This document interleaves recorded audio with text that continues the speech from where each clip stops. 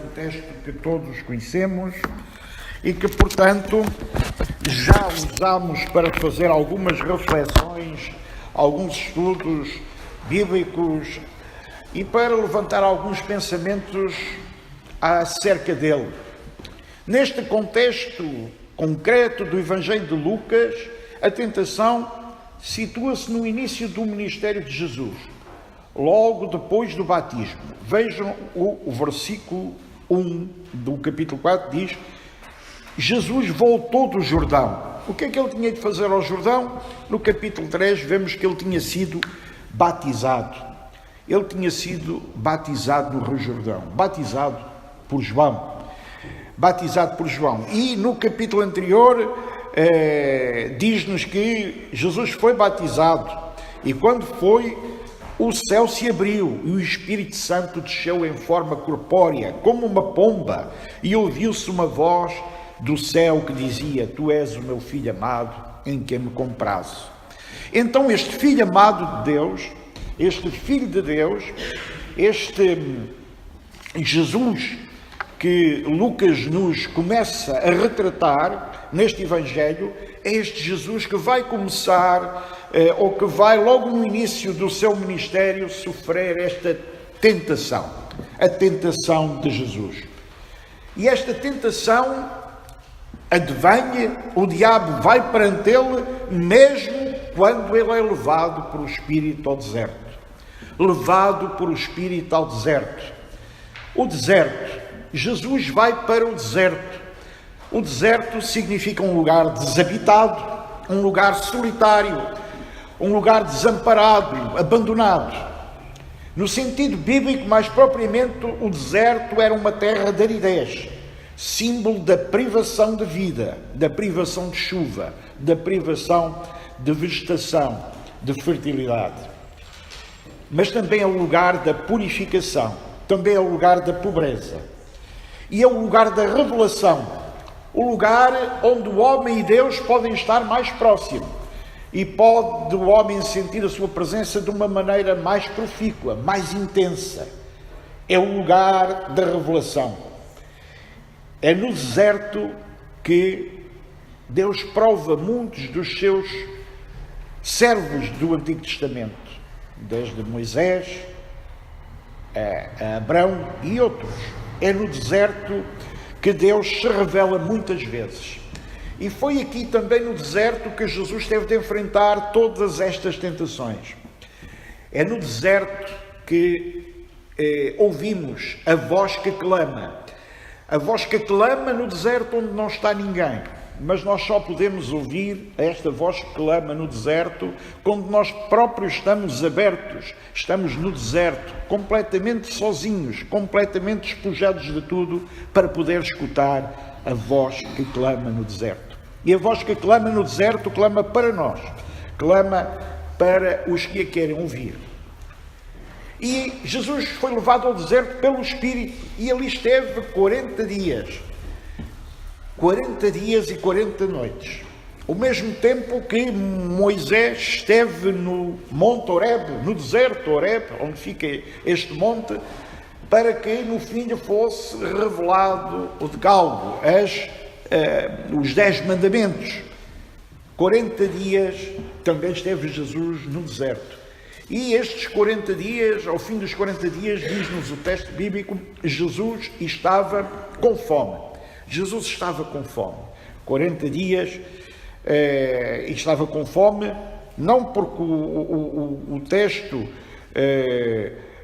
nos diga que ele fez jejum, mas ele diz-nos não comeu coisa alguma, porque no deserto efetivamente não há nada para comer. Então Jesus, ao fim de 40 dias, estava com fome e estava fraco, estava frágil, estava mais vulnerável.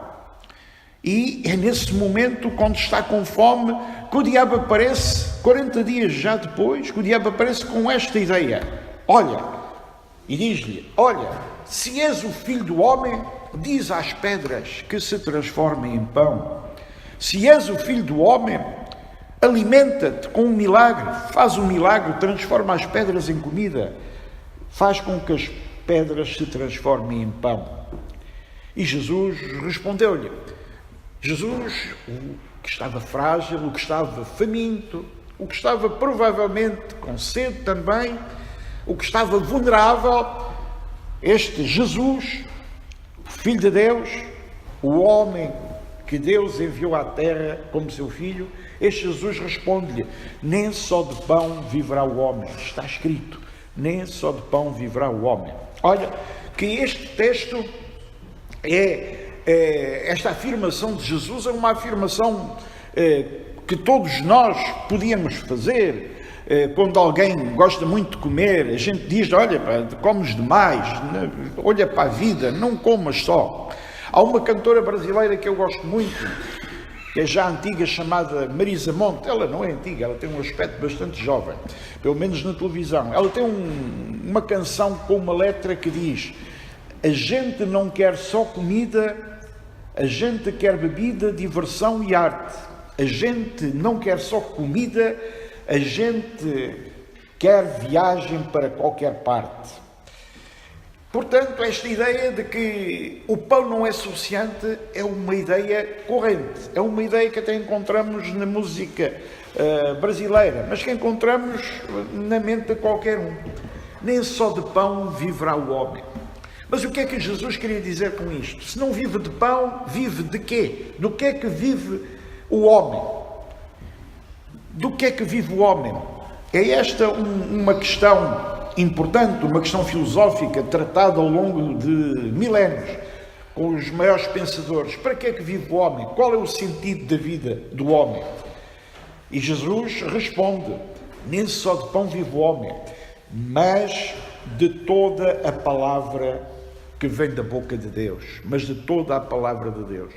Portanto, aqui Jesus quer dizer que quer contrapor a esta ideia da fome momentânea, a esta ideia da fome e do homem necessitar para a sua sobrevivência apenas de pão. Jesus quer dizer que o homem não é só um ser material, mas é sobretudo um ser espiritual.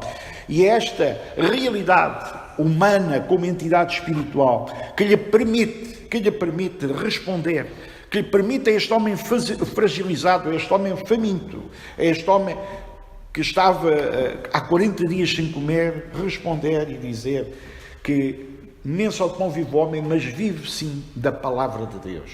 Vive sim da palavra de Deus. O ser humano é mais do que o pão. A vida é mais do que daquilo que é material. A vida é também o Espírito. E Jesus, quem é? Segundo as próprias palavras dele, Jesus é o pão da vida. Eu sou o pão da vida, diz ele no outro trecho. E, portanto, ao fazer esta afirmação, refutando esta primeira tentação, Jesus afirma a prevalência do espírito do homem que Deus criou sobre as necessidades materiais. Mas ele não as vai descurar, ele vai cuidá-las, ele vai tratá-las, mas o homem é sobretudo um ser espiritual. E é esta afirmação que aqui podemos encontrar nesta primeira tentação. Tentações estas que são só exemplos das tentações que nós encontramos várias vezes na nossa vida. E que são só exemplos das tentações que Jesus enfrentou ao longo de todo o seu ministério e toda a sua vida. Esta é a primeira tentação. E a segunda? A seguir, o diabo mostrou a Jesus todos os reinos do mundo e disse-lhe que lhe daria todos esses reinos, esse poder e essa glória, porque lhe tinham sido entregues a ele. E ele podia dar estes reinos e esta glória a quem entendesse, a quem quisesse. Versículo 6. O diabo era o Senhor de todos os reinos do mundo e prometeu dá-los a Jesus. Às vezes, se fosse connosco, disse: olha, eu vou-te dar tudo isto, mas tens que fazer aquilo. Quantas vezes nós não claudicaríamos? Quantas vezes nós não pensaríamos: bom, isto não é uma oferta lá muito lídima, não é uma coisa boa, mas eu vou ter dinheiro, vou ter poder, vou viver mais confortável, vou aceitar. Mas esta não era de facto a missão de Jesus. Esta não era de facto a missão de Jesus. Ele não veio ao mundo para ficar com o Senhor de todos os reinos e de toda a sua glória. Porque Ele era Senhor efetivamente já desses reinos, porque Ele era Senhor sobre todo o mal. E, portanto, Ele não queria, de facto, não procurava, de facto, no seu ministério este poder. Não procurava, de facto, no seu ministério ser Senhor dos reinos. E, muitas vezes, prezados irmãos, esta tentação é mais um exemplo de que nós, às vezes, procuramos o poder, procuramos a glória, procuramos as riquezas e erigimos-las como se elas fossem os nossos ídolos, como se elas fossem os nossos deuses. E neste exemplo, Jesus refuta a riqueza, a glória e os reinos no mundo e aponta-nos a razão de ser desta recusa, dizendo que é Deus que deve estar acima de tudo. É Deus que deve ser a única razão da nossa existência. É Deus que deve ser, de facto, servido, e não os reinos do mundo, e não as riquezas, e não as glórias. E, portanto, esta questão do poder que perpassa toda a história há 5.000 anos, a história e a história do homem, das guerras, das conquistas, das derrotas, da doença, da fome, da miséria, da morte. Esta questão do poder é fundamental ainda hoje em dia. Nós, vendo o telejornal internacional e até nacional, encontramos de facto esta questão como questão central da vida e da história contemporânea.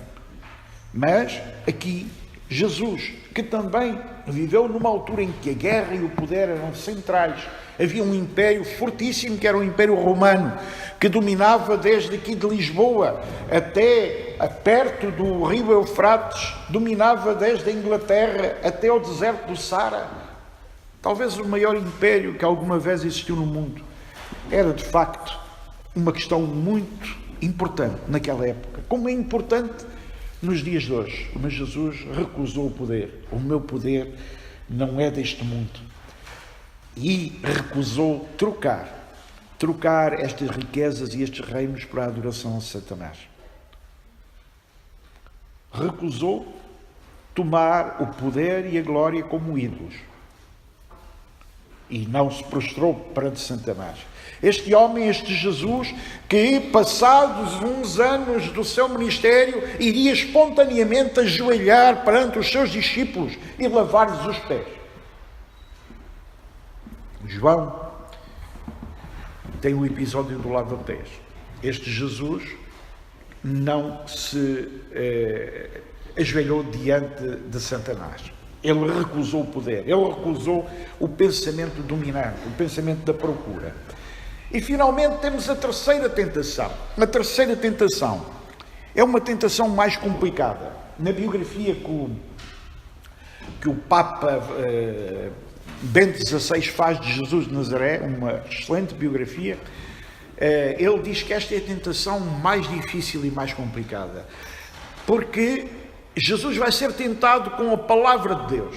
Jesus vai ser tentado com a palavra de Deus. E reparem, o diabo levou-o a Jerusalém. Jerusalém, centro do poder judeu, onde estava o templo, e levou-o no pináculo do templo. Bom, aqui traduzem por pináculo, mas é a parte mais alta do templo. E disse-lhe: se na verdade és o Filho de Deus, lança-te daqui abaixo. Porque está escrito na Bíblia, porque está nas Escrituras. Mandará o Senhor os seus anjos para perto de ti, que te guardem e te sustenham nas suas mãos, para que nunca tropeces com o teu pé em pedra alguma. Quer dizer, aqui Satanás, aqui o diabo, vai tentar Jesus com a própria palavra de Deus, com a própria Bíblia hebraica. Vai dizer: olha, se é verdade, está lá escrito, está na Bíblia, Ele vai sustentar-te, Deus vai-te pegar ao colo, não vai permitir que aconteça nada. Isto, se lerem Salmos 91, encontrarão, o Salmo 91, a partir do versículo 11, encontrarão esta garantia, que Deus vai sustentar, não vai deixar cair, que vai suportar, que vai proteger. Então, o diabo estava a tentar Deus, estava a tentar Jesus Cristo com esta Escritura. Mas Jesus, o que é que ele lhe responde? Responde-lhe com outro trecho da Escritura, que parece, podíamos dizer, contradizer este primeiro texto, que diz: está escrito, não tentarás o Senhor teu Deus. Deuteronômio. Vão ver, depois podem ir ver em casa, Deuteronômio 6,16. Não tentarás o Senhor teu Deus. Tentar alguém com a palavra de Deus é de facto alguma coisa muito corrente. É alguma coisa muito corrente, porque muitas vezes temos visto ao longo da história a palavra de Deus ser usada para fins que não são aqueles que constam ou que estão no espírito de uma leitura, que estão no espírito do contexto geral da proclamação da Boa Nova. A manipulação da palavra de Deus, o fundamentalismo, a argumentação fácil, o esgrimir a palavra de Deus a nosso favor, dizer: olha, mas a Bíblia diz isso e tu estás a dizer o contrário. Isto é frequentíssimo. Isto foi frequentíssimo não só na história. Todos nós ouvimos já dizer: olha, mas a Bíblia diz isso, estás a fazer o contrário. E pode explicar, mas continua, de facto, quem está a argumentar com a Bíblia agarrado àquela palavra, sem compreender de facto a mensagem completa, a mensagem plena, a mensagem libertadora. A Inquisição, por exemplo, é um exemplo histórico de como a Bíblia foi utilizada para justificar a morte de pessoas, para justificar a violação da consciência de pessoas, para justificar a tortura de pessoas. A Igreja Reformada Holandesa, no século passado, sustentou com a Bíblia o regime do apartheid na África do Sul. A Igreja Reformada Holandesa da África do Sul sustentou com a Bíblia o regime do apartheid. E, portanto, prezados irmãos, a palavra de Deus é uma palavra viva. É uma palavra que não pode ficar acantonada nas interpretações individuais, nas manipulações, no crer que a palavra diga aquilo que nós queremos que ela diga. Nós só podemos compreender a palavra de Deus se formos iluminados pelo Espírito. Se formos iluminados pela discussão da palavra de Deus com o povo de Deus. Às vezes alguns servos, particularmente, por exemplo, Paulo, Moisés, Abraão, que eles são iluminados, mas em geral a igreja, toda ela é iluminada pelo Espírito e tem que ser sempre iluminada no mesmo sentido. A igreja tem de ser iluminada no mesmo sentido, porque o Espírito não ilumina uns a dizer A e outros a dizerem B. E é preciso que o fundamentalismo, as posições radicais, extremistas, sejam contemporizadas, para que de facto possa fazer o seu trabalho. Deus não tem que se submeter às nossas condições, dizer: olha, se és filho de Deus, então atira-te daqui abaixo. Se Deus que tu me falas é poderoso, então ele que acabe com a guerra. Se o Deus que tu me falas é de facto bom, como tu dizes, ele que acabe com a doença. Nós não podemos fazer Deus à nossa medida, ou deixar-nos manipular por um Deus que querem que exista e que não é o Deus Senhor do mundo e que não é o Deus Senhor da história. Ao ir para o deserto, Jesus mostra-nos que podemos escutar Deus, que podemos tocar Deus.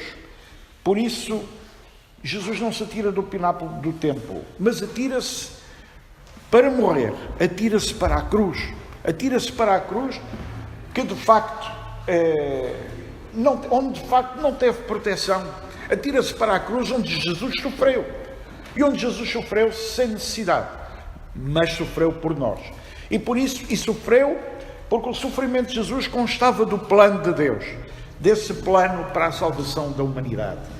Esse sofrimento por nós, o suplício que levou até ao fim, e que suplício que é exemplificado por aquela prece que nos lembramos e que lemos tantas vezes: meu Deus, por que me desamparaste? Este suplício, de facto, foi o suplício por nós, mas o atirar-se do pináculo do templo cá para baixo não seria de facto um suplício por nós. E as tentações de hoje? Não há tentações? Não temos nós tentações? Ou, dito de outra maneira, não somos também nós tentadores? Não tentamos também nós Jesus? Não fazemos às vezes também nós de tentadores? O que é a tentação? As tentações, neste caso para Jesus, era desviá-lo da sua missão, do seu ministério. As tentações para nós são deixar o pecado voltar, deixar o pecado dominar a nossa vida, deixar o pecado estar mais presente do que a graça libertadora de Deus. Estas são as tentações para nós. No texto não nos diz que Jesus não foi mais tentado, porque o último versículo diz-nos que o diabo se afastou e os anjos serviram a Jesus.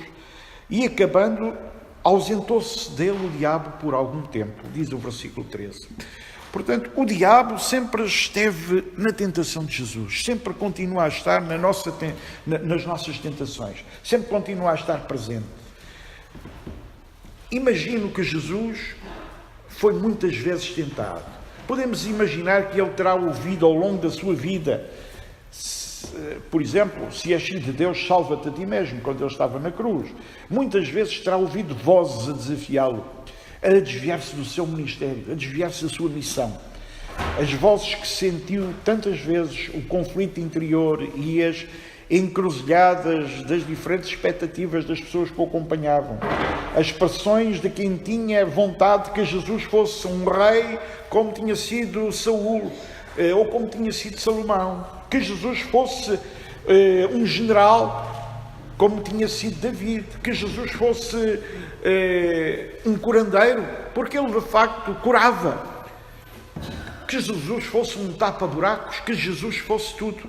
Essas tentações que Jesus com certeza ouviu no seu tempo. Às vezes nós exercemos-las sobre Jesus e dizemos: ó Deus, se fizeres esta maravilha, se curares o meu filho ou o meu amigo, então eu vou-te agradecer e vou dar o dobro do dízimo. Eu vou-te agradecer e vou fazer isto, vou fazer aquilo.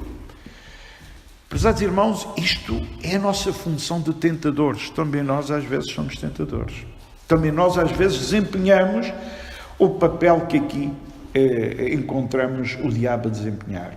Mas nós não nos devemos deixar agarrar por esta maneira de pensar a nossa fé. Porque todos os nossos problemas estão na mão de Deus. E podemos pedir por eles, mas não podemos negociar com eles. Não podemos negociar com Deus. Se me deres, eu faço. Deus é soberano sobre todas as coisas. E então é soberano também sobre os nossos desejos. E é soberano sobre as vidas que nós conhecemos. Inclusivamente sobre a nossa vida. Ele é o soberano. E, portanto, nós devemos comunicar com Ele. Mas não como comerciantes de meia tigela, não como negociadores fáceis, mas com humildade, com contrição, sem arrogância, com a ideia de que de facto Jesus é o Senhor e Ele pode tudo. Mas também, prezados irmãos, algumas vezes somos tentadores e evidentemente também somos tentados. E as tentações que tantas vezes temos na vida diária, divertimentos fúteis e perigosos, dinheiro, glória, sexo, maldade, quantas vezes nós não vacilamos, quantas vezes não sucumbimos perante todas estas tentações. Só Jesus não pecou e, portanto, nós estamos sujeitos a sucumbir, estamos sujeitos a vacilar, mas para que isto aconteça também temos que ter a sensação de que estamos a ser tentados, estamos a fazer alguma coisa que não está certa, estamos a desviar-nos do ensinamento de Jesus. Temos que conhecer efetivamente, saber distinguir aquilo que está bem do que aquilo que está mal, daquilo que é a vontade de Deus, do que aquilo que é a nossa vontade, que é a vontade dos homens. De saber distinguir estas duas coisas. E só assim é que estamos apetrechados com mais capacidade de vencer estas tentações. Este texto, e à leia de resumo, vou só dizer, fala em 3 tipos de tentações, mas há inúmeras, há infindáveis, há infinitas tentações. A tentação de reduzir a nossa vida à materialidade do pão.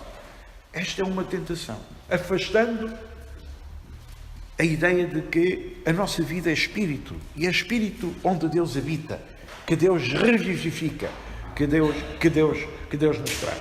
Esta é a primeira tentação que fala este texto. A segunda tentação é a tentação de ter como ídolos e procurarmos pôr nos nichos da nossa vida, como há nichos em algumas igrejas, em vez do Santo António e do São Francisco, pôr lá o poder, a glória, o mando, quando só Deus deve ser o nosso adorável, e toda a nossa energia, toda a energia que Deus põe em nós, deve ser conduzida no seu serviço, no serviço generoso e desligado, mas firme na proclamação da boa nova de Deus.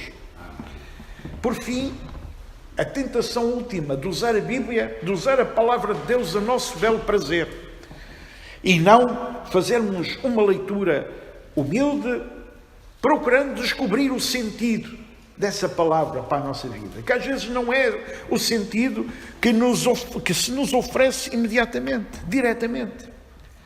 A tentação de usar a Bíblia a nosso belo prazer, prescindindo da condução do Espírito na leitura da Bíblia. Esta é outra tentação, muito comum também nas igrejas, muito comum entre aqueles que conhecem a Escritura, muito comum desde sempre e obviamente agora.